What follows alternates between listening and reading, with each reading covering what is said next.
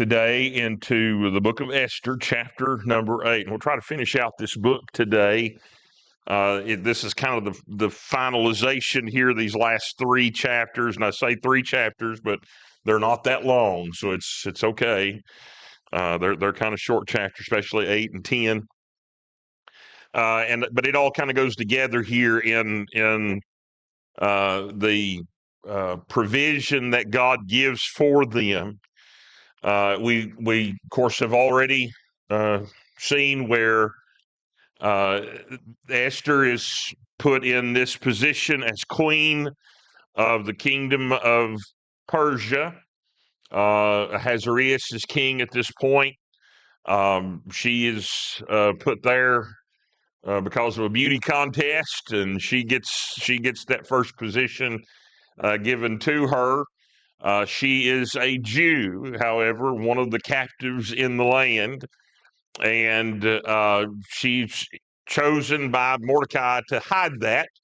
Mordecai, her first cousin, who is kind of her adopted father, he tells her, "Don't let it be known that you're a Jew and in the land." Of course, Haman, he's exalted by the king. Even though Mordecai had saved the king just shortly in the same time frame, Haman is made second in command of the kingdom. Haman himself hates the Jews and hates Mordecai, particularly Mordecai, because Mordecai refused to bow before him. And so Haman seeks the opportunity to get rid of Mordecai.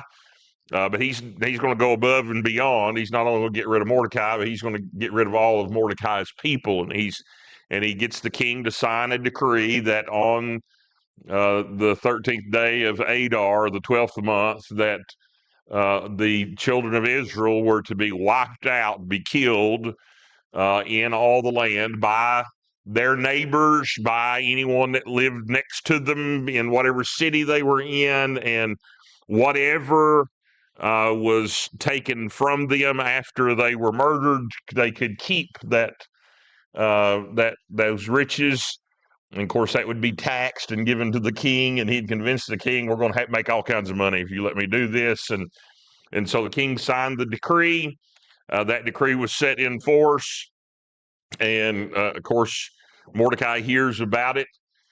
He has Esther to go before the king to plead for her people and to let the king know what's taken place. He was blinded by the riches and did not see what this was going to cost him particularly.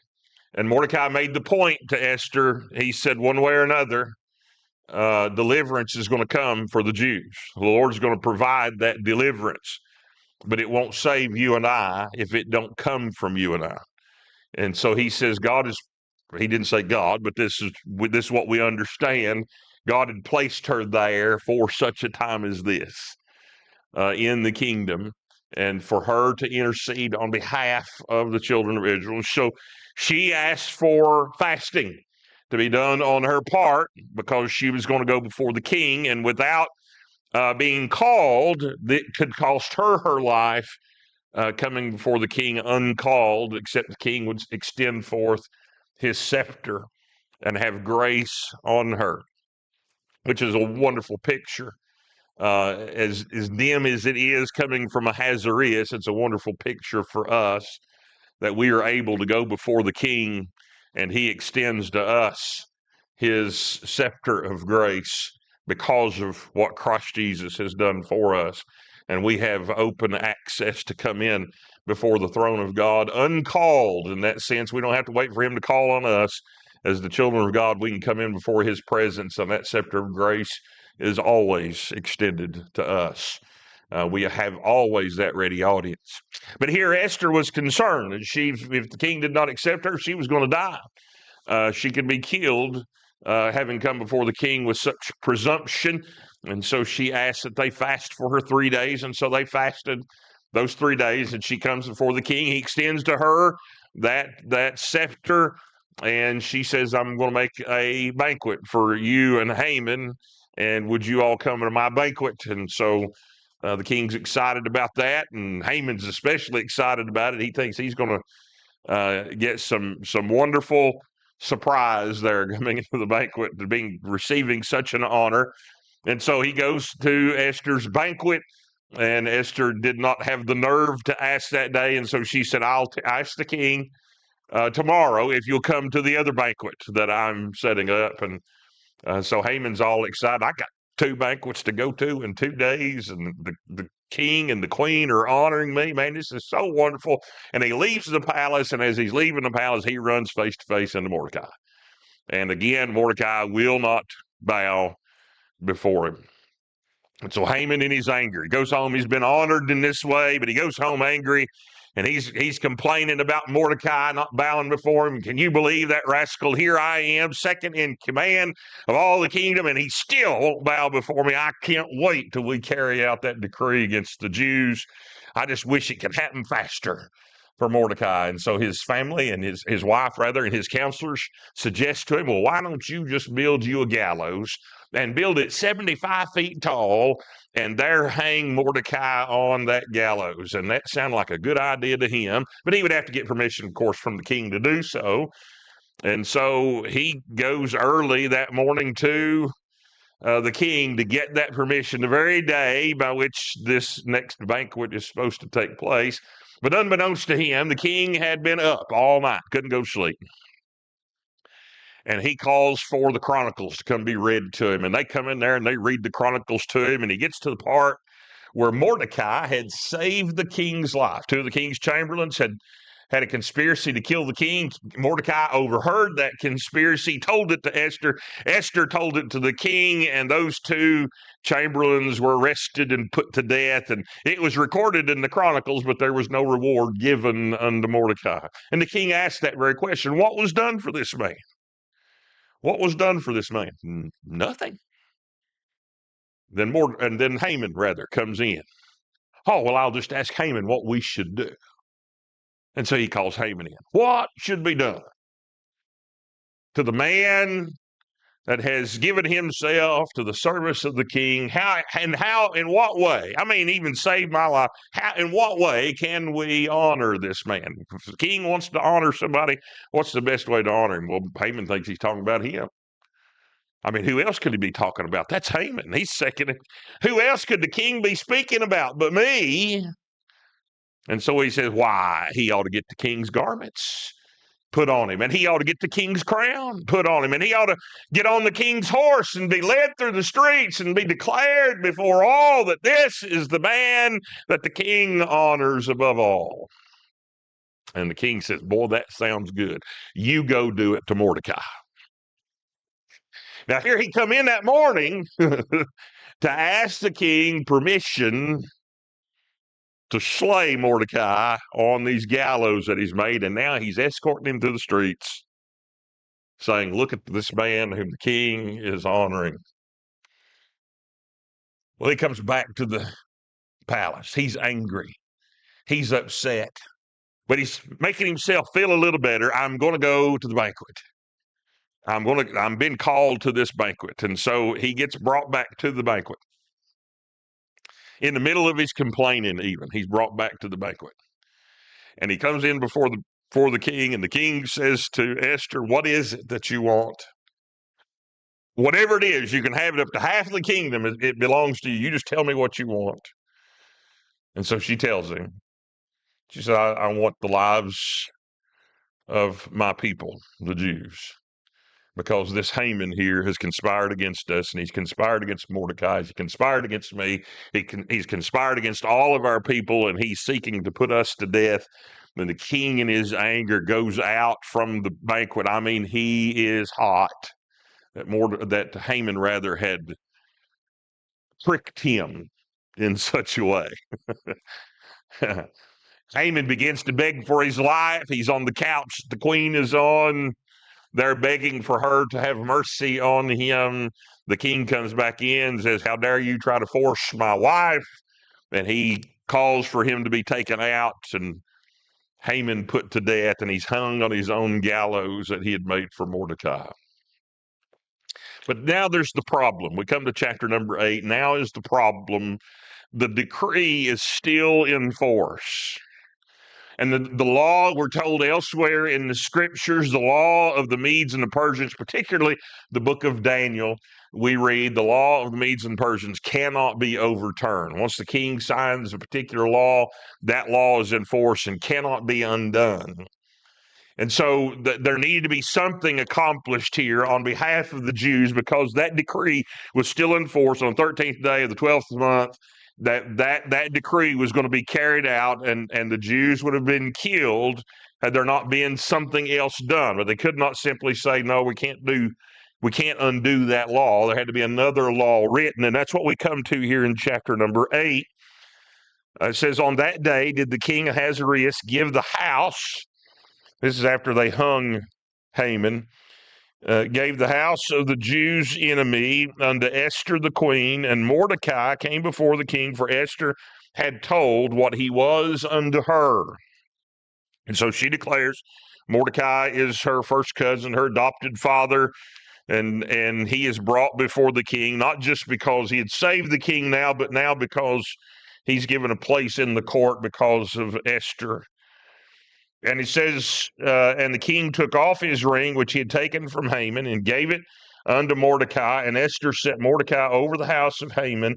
And Esther spake yet again before the king, and fell down at his feet, and besought him with tears to put away the mischief of Haman the Agagite, and his device that he had devised against the Jews. It says, then the king held out the golden scepter toward Esther. So Esther arose and stood before the king and said, if it please the king, and if I have found favor in his sight, and the things seem right before the king, and I be pleasing in his eyes, let it be written to reverse the letters devised by Haman, the son of Hammedatha, the Agagite, which he wrote to destroy the Jews which are in all the king's provinces. Or how can I endure to see the evil that shall come unto my people? Or how can I endure to see the destruction of my kindred? And so she intercedes on behalf of the children of Israel to ask for a reversal to the law to keep the Jews from being killed. Now she knows, now that she has presented it before the king, that she herself will probably be okay in the palace.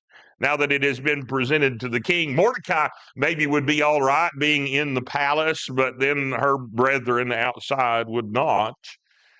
And so she is interceding on behalf of them. How can she say, see their destruction, see that evil that would come upon them? And so she intercedes on their behalf. And verse 7 says, then the king Ahasuerus said unto Esther the queen, and to Mordecai the Jew, behold, I have given Esther the house of Haman, and him they have hanged upon the gallows, because he laid his hand upon the Jews. Write ye also for the Jews as it liketh you in the king's name, and seal it with the king's ring, for the writing which is written in the king's name and sealed with the king's ring may no man reverse. And so again, we see that example of the law there not being able to be undone, but a new law is written that will not reverse, but rather protect the Jews at the same time. So he gives permission for this counter law to be written. And then were the king's scribes called at that time in the 3rd month, that is the month Sivan, on the 23rd day thereof, and it was written according to all that Mordecai commanded unto the Jews, and to the lieutenants and the deputies and rulers of the provinces which are from India unto Ethiopia, and 127 provinces, unto every province according to the writing thereof, and unto every people after their language, and to the Jews according to their writing and according to their language. And so this new law is written, and it's sent out here to all the 127 provinces of the kingdom of Persia, and sent to all the different places, written in the languages of those places, so that there'd be no misunderstanding of what the king was declaring there to them. And he wrote, verse 10, and he wrote in the king Ahasuerus' name, and sealed it with the king's ring, and sent letters by post on horseback and riders on mules, camels, and young dromedaries, wherein the king granted the Jews which were in every city to gather themselves together and to stand for their life, to destroy, to slay, and to cause to perish all the power of the people and province that would assault them, both little ones and women, and to take the spoil of them for a prey. Upon one day in all the provinces of King Ahasuerus, namely upon the 13th day of the 12th month, which is the month Adar. The copy of the writing of the commandment to be given in every province was published unto all people, that the Jews would be ready against that day to avenge themselves on their enemies. So the posts that rode upon mules and camels went out, being hastened and pressed on by the king's commandment, and the decree was given at Shushan the palace. And Mordecai went out from the presence of the king in royal apparel of blue and white, and with a great crown of gold, and with the garment of fine linen and purple. And the city of Shushan rejoiced and was glad. And the Jews had light and gladness and joy and honor in every province and every city, whithersoever the king's commandment and his decree came. The Jews had joy and gladness, a feast and a good day. And many of the people of the Jews became Jews, for the fear of the Jews fell upon them. And so there were those that were converted to the Jews because I want to be on these guys' side, because they are blessed by the king. They're blessed by the king. Now, this decree was given, this new law, the counter law was given, and in this giving of the counter law, on the 13th day of the 12th month, as the first law had declared, if there would be any that would come because of that law to try to kill the Jews and take their property, the Jews had a right to gang up and defend themselves. And so they could all come together wherever they were at, in whatever province they were at. They could all come together and defend themselves against this onslaught of their possible neighbors coming to fight against them. And that this new law, they were okay with that. If we can defend ourselves, we have the right to stand up against those that would come against us. That was fine, and they rejoiced and had feast over this reality. They joy and gladness and feast and a good day because of this counter law that was written. And it tells us there in chapter 9, now in the 12th month, it jumps to this day. It jumps now from chapter 8 to chapter 9. They were in the third month there in chapter 8. It jumps to the 12th month. So it jumps 9 months here on us from chapter 8 to chapter 9. And it says, now in the 12th month, that is the month Adar, on the 13th day of the same, when the king's commandment and his decree drew near to be put in execution, in the day that the enemies of the Jews hoped to have power over them, though it was turned to the contrary, that the Jews had rule over them that hated them. How is it that they had rule over them that hated them? Because of the providence of God. Because God continued to watch out for his people, because this was still the people from which Christ Jesus was going to come through. And so you have the protection of God and the provision of God upon him, even though they have not mentioned his name. It's been alluded to that they have prayed, but even that is not told us here in the book of Esther. Just simply alluded to. But even still, God, faithful to his promises, faithful to the promise that he had given unto Abraham, to Isaac, and to Jacob, God provides for his people here and protects them. And so they are given that rule over them that hated them. Verse 2, the Jews gathered themselves together in their cities throughout all the provinces of the king Ahasuerus to lay hand on such as sought their hurt, and no man could withstand them, for the fear of them fell upon all people. We've read about times like that before in the scriptures, how God in the provision for his people and the protection of his people would send great fear upon their enemies, and we see that happening in several occasions. One that stands out to me is there in the book of Judges with Gideon and his army of 300 that goes out to battle the Midianites, and he goes down. He's got direction from the Lord that he's to go and fight him. He's laid his fleece out those 2 nights, and one night it was wet, and the next night it was dry. And it was exactly what he asked of the Lord, and so he goes down to listen to see what the Midianites were thinking, and he sneaks into their camp there, and he hears these 2 Midianites talking amongst themselves. Boy, I had a bad dream last night.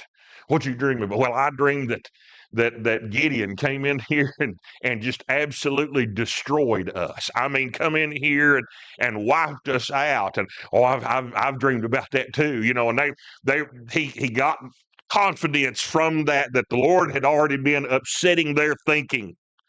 He'd sent fear there upon them.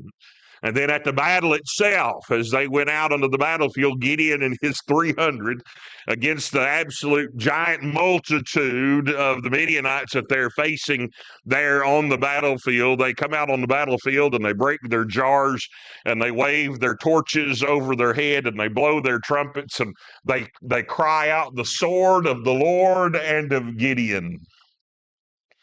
And those Midianites come tearing out of their tents, and they grab their swords as they go, and they go running off, hacking each other to pieces as they run away from Gideon and his 300. Great fear came upon them because God is in control of his creation, and God provides provision for his people to protect them. And this is the case here, as he sends this fear there upon those that would come against the Jews. Fear fell upon all of them. And verse 3, it says, all the rulers of the provinces and the lieutenants and the deputies and officers of the king helped the Jews because the fear of Mordecai fell upon them. And Mordecai was great in the king's house, and his fame went out throughout all the provinces. For this man Mordecai waxed greater and greater. Thus the Jews smote all their enemies with the stroke of the sword, and slaughter and destruction, and did what they would not unto those that hated them, or did what rather they would unto those that hated them. And in Shushan the palace, the Jews slew and destroyed 500 men. There were still 500 that were bold enough to come against the Jews there in Shushan, and they were destroyed. And so there were pockets that were around that were still had the nerve to try to take out the Jews, and apparently this 500 that were in Shushan were led by Haman's sons, for they are now mentioned here. These 10 sons of Haman, Parshandatha, and Dolphin, and Aspatha, Paratha, and Adaliah, and Aridatha, and Parmashta, and Arisa, and Aridai, and Vajizatha. They had weird names.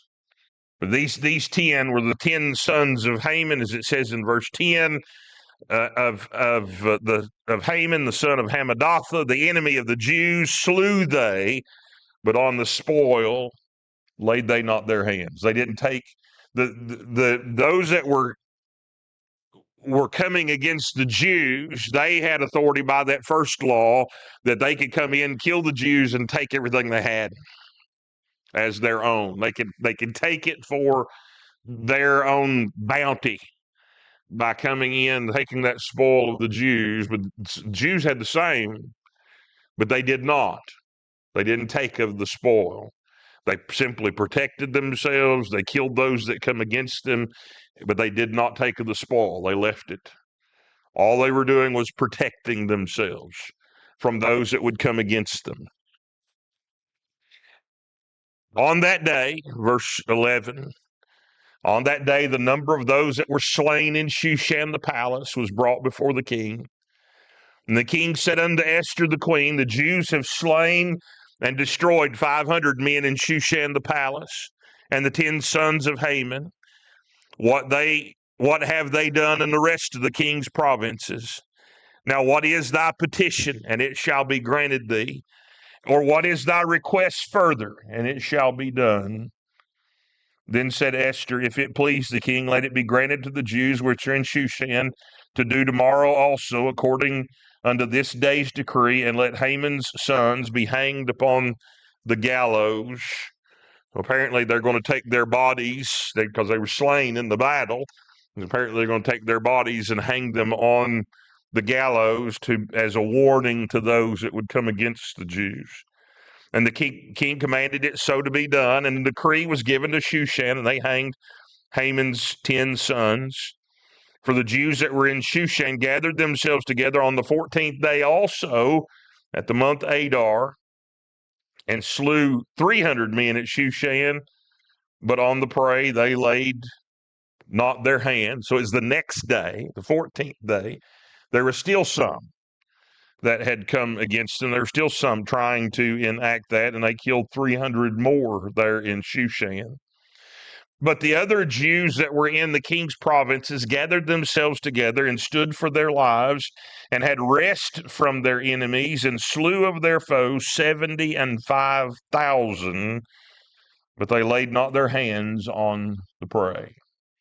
So across the kingdom, in the 120 provinces altogether, there were 75,000 that were slain, that were come against the Jews, and the Jews simply protecting themselves, God giving them this deliverance. They slew these 75,000, yet they did not take of the spoil.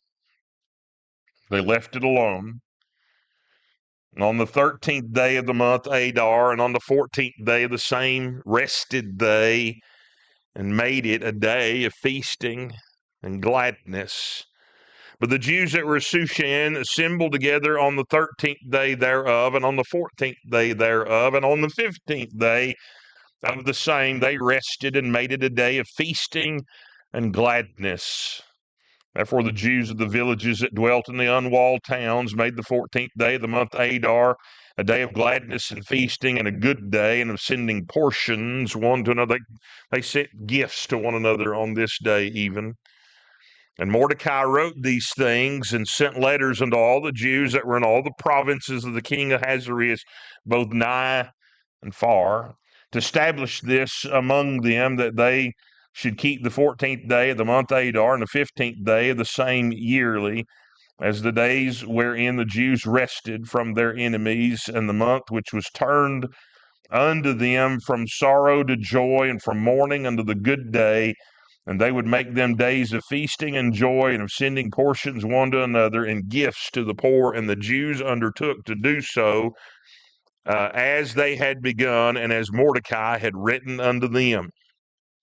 Because Haman, the son of Hammedatha, the Agagite, the enemy of all the Jews, had devised against the Jews to destroy them, and had cast Pur, which was lots.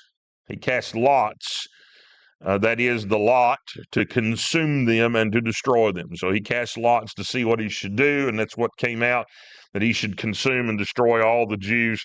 And when Esther came before the king, he commanded by letters that his wicked device, which he devised against the Jews, should return upon his own head, and that he and his son should be hanged on the gallows. Wherefore they called these days Purim, after the name of Pur, or casting lots. The day that Haman had bet against the Jews and lost. And these days the Jews had rest from their enemies, and a new feast day was established among the Jews. This feast of Purim that was established is not mentioned anywhere else. It is alluded to, it seems, in John chapter 5, according to the John chapter 5 and verse 1. There's a feast that's mentioned that the Lord comes to, and if you got in your Bible on the heading of that, you'll see that could be the Feast of Pentecost. There's a question mark there, but according to the Jewish scholars, that was the only feast that was going on during that time, would have been the Feast of Purim. although it's not named. Which I read one commentator said, which is right, because when it was established, they didn't mention God's name either, so he didn't he didn't mention it any further other than their writing as well there in the book of Esther. But this new feast is established to remember this provision that was made for them and this deliverance that was given them. Therefore, they call these days Purim, after the name of Pur. Therefore, for all the words of this letter and of that which they had concerning this matter, and which had come unto them, that's verse 26. Verse 27, the Jews ordained and took upon them and upon their seed, upon all such as joined themselves unto them. That was those folks that had converted to Judaism with them, or converted to be Jews anyway. So as it should not fail, and that they would keep these 2 days according to their writing and according to their appointed time every year, and that these days should be remembered and kept throughout every generation, every family, every province, and every city, and that these days of Purim should not fail from among the Jews, nor the memorial of them perish from their seed. Then Esther the queen, the daughter of Abihail, and Mordecai the Jew, wrote with all authority to confirm this second letter of Purim. And he sent the letters unto all the Jews to the 127 provinces of the kingdom of Ahasuerus with words of peace and truth, to confirm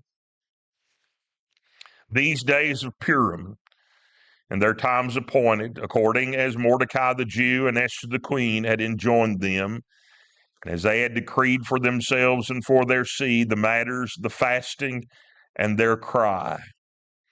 And the decree of Esther confirmed these matters of Purim, and it was written in the book. It's interesting there in verse 31, it mentions their fastings and their cry, but it does not mention who they cried to. It's a sad state.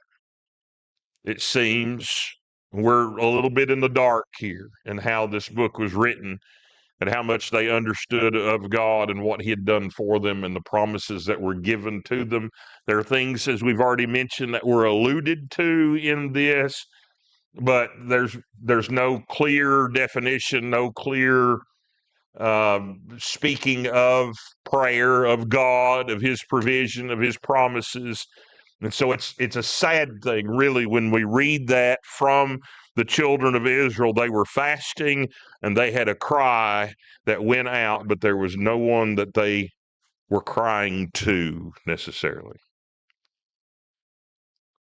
They were crying because of what had happened. They were crying out for help. They were crying out for deliverance. But from who? Who would deliver? Who would deliver? Mordecai had faith of some sort, because he said deliverance will arise to the Jews, but you and I won't be saved, because he knew Haman was going to come after them right away. You and I will not be saved, but deliverance will arise from someplace else, he said. So he did understand that there was a promise to them, that there would be a deliverance that would come, but it's left open here. There was fastings and there was a cry. Praise God, he hears the cries of his people, even when they've forgotten him. And he provides for them, delivers them. And the decree of Esther confirmed these matters of Purim, and it was written in the book. Chapter 10, and the king Ahasuerus laid a tribute upon the land and upon the isles of the seas, and all the acts of his power and of his might, and the declaration of the greatness of Mordecai, whereunto the king advanced him, are they not written in the book of the Chronicles of the Kings of Media and Persia? For Mordecai the Jew was next unto King Ahasuerus, and great among the Jews, and accepted of the multitude of his brethren, seeking the wealth of his people, and speaking peace to all his seed. Here, Mordecai, the one that was to be slain, the one that was hated so, was made second in command of the king. Made second in command of the king of all of the Median Persia Empire. We see God doing this a lot with his people in the provision that he would make for them. Joseph is one of the first ones that's mentioned, and how he is made second in command of all of Egypt to save God's people alive. You have Moses, that was brought up in the house of the king, even though it was not his own people. And God would call him to lead his people out from those kings and from that slavery. And he would use him, who was raised among the kings, to be the one to deliver the children of Israel from that land. You have Daniel, who was made one of the chief advisors to the king of Nebuchadnezzar and made second in command even during Nebuchadnezzar's reign to deliver the people of Israel, to bring forth these prophecies that were given. And Shadrach, Meshach, and Abednego, the same with them, and their stand there before the king, and the elevation of them brought to the king for their faithfulness. And then you have Mordecai, who worked with the sole purpose of protecting the Jews. God granted that, made him second in command of all the kingdom of Media and Persia. And we see that example over and over again given there as God protects his people, as he brings them through these troubled times to bring to pass the promises that he has made to them, because God is ever faithful to the promises that he has given. They will not fail. His prophecies will not come short. All that he says he will do, he will bring it to pass. It will come to be just as he has promised. To the very detail that he has given, he will bring it to pass.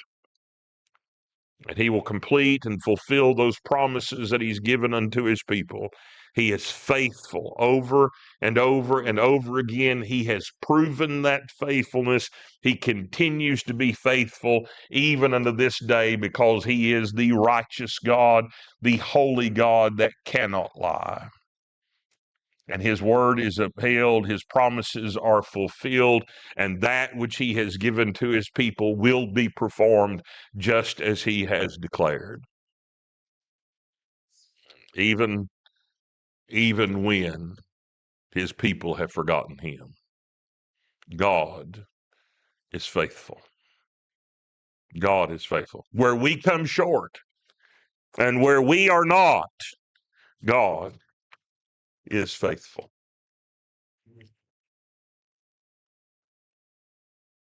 And that ends the book of Esther.